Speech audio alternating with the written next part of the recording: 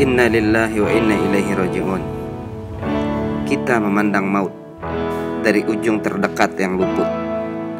Dia masih cemberut dan kita masih mengkerut. Tapi maut belum juga menjemput, seperti kaki menginjak rumput sepanjang langkah menaut.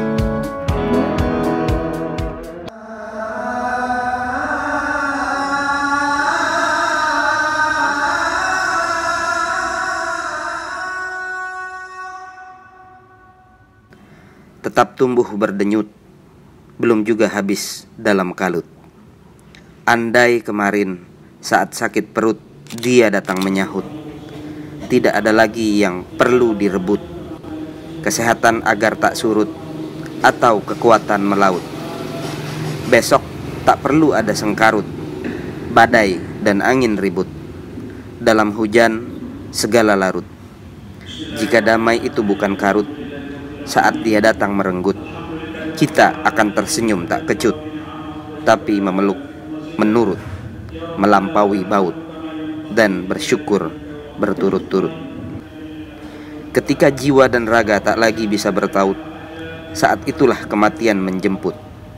Sebenarnya bukan takut maut, tapi hidup yang melumut.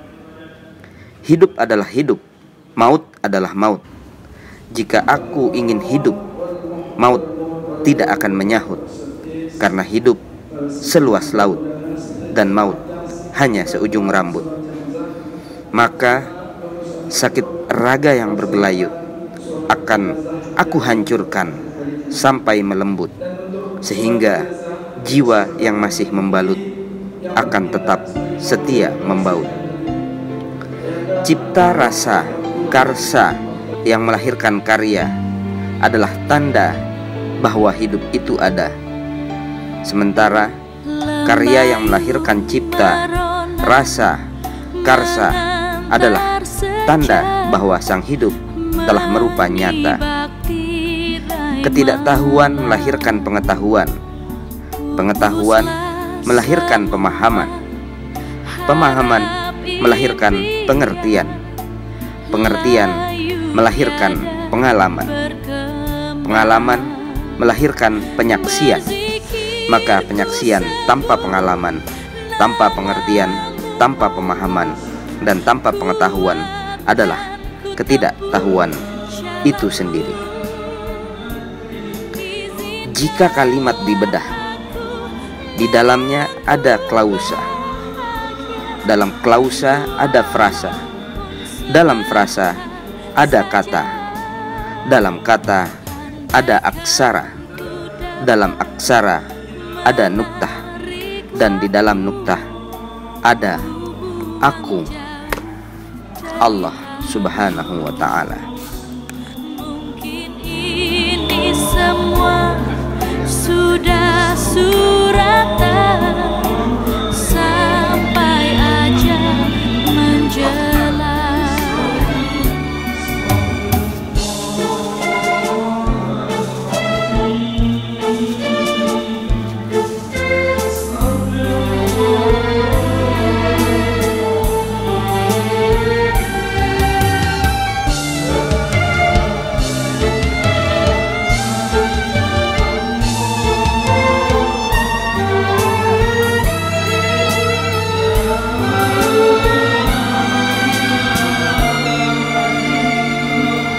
Pasca Lebaran Idul Adha, dari beberapa waktu lampau kita seringkali mendengar kematian menjemput beberapa orang, saudara, sahabat, dan orang terdekat. Hal ini sekaligus mengingatkan kepada diri untuk bersiap-siap. Teringat Syekh Abdurrahman Badawi, filsuf Arab. Beliau menulis buku yang berjudul Sirah Hayati. Katanya, tanpa kehendak kita datang di dunia ini, dan tanpa kehendak kita pula, kita akan meninggalkan dunia ini.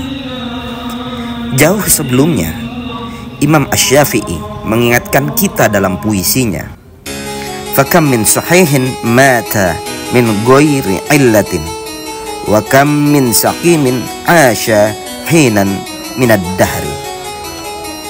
Berapa banyak orang sehat yang meninggal tanpa sakit, dan berapa banyak orang sakit namun tetap hidup bertahun-tahun. Wa kam min fata amsa wa asbaha sahikan wa akfanuhu tunsaju wa huwa la yadri.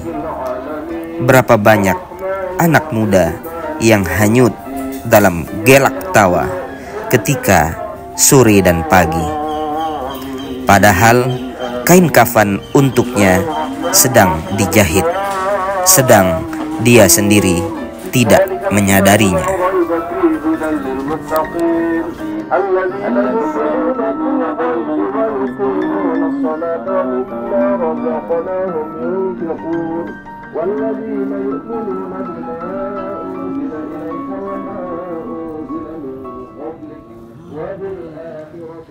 Janganlah menilai orang lain sebelum kita bisa menilai diri sendiri. Menilai diri berarti kita telah mengetahui, mengenal, dan bertemu diri sejati. Siapa yang telah mengenal diri sejati, ia akan mengenal semua jati diri. Karena yang sebenarnya jati diri itu adalah satu, tidak dua, tiga, 4 ataupun 5. 4 hari lalu, ketika Al-Fakir menunggui anak yang sedang mengaji, di mana Ustadz Muhammad Haris adalah guru mengaji Al-Fakir ketika masih seumur putra atau putri Al-Fakir yang saat itu sedang menuntut ilmu di musola kampung. Mengulang kenangan bagaimana ketika Ustadz Muhammad Haris pernah mengajak Al-Fakir dan seorang teman bernama Doni untuk bersilaturahim ke rumah almarhum Ayahanda Amiruddin alias Amak Khair di Desa Murbaya, Pringgarata. Obrolan kami pun adalah sekitar hayat beliau, di mana dari Desa Murbaya beliau dengan semangat seorang wirausaha atau pengusaha memanggul hasil bumi berupa kacang tanah untuk dijual di kota Mataram. Kala itu almarhum seringkali untuk mempersiapkan dagangannya, beliau berangkat dari rumah atau Pringgarata hari Kamis, sehingga hari Jumatnya dapat bersilaturahim untuk bersolat Jumat di Masjid As-Siddiqi Karangkelok, yang tak lama akhirnya menjadi tempat muara putranya Ustadz Muhammad Haris dalam mengabdi kepada masyarakat Karangkelok. Semua itu dilakukan oleh almarhum Amak Khairiyah atau Bapak Amiruddin dengan berjalan kaki karena terbatasnya sarana transportasi.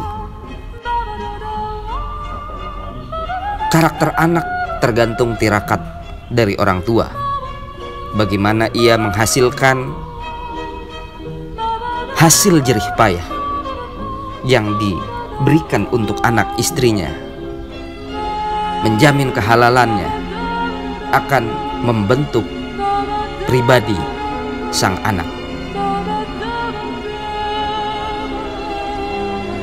Takdir Allah akhirnya mencetak bagaimana seorang Ustadz Muhammad Haris dapat istiqomah dan menjaga keikhlasannya untuk terus tegak dalam perjuangan mengajar putra dan putri masyarakat Karangkelok dalam menuntut ilmu mengaji sejak huruf hijaiyah dalam Iqra hingga Al-Quran.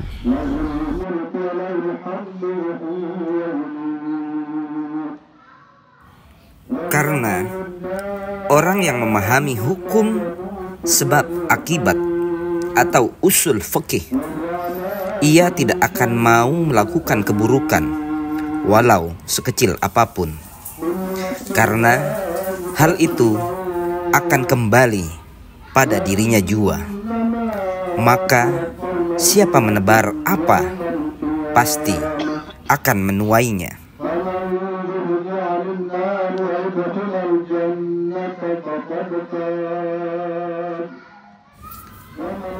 Hidayah adalah hadiah, piala adalah pahala. Terkadang hidup memerlukan istilah. Perlombaan yang diarungi bertujuan untuk mampu mengalahkan atau menaklukkan diri sendiri menuju pasrah dan berserah.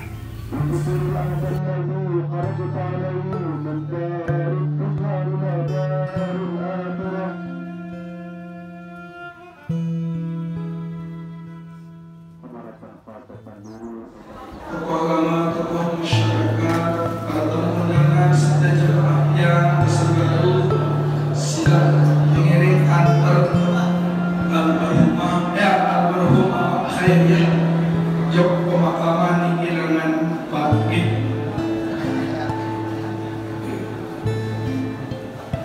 Sekali lagi ngirim kepada undangan serta jemaah antar almarhum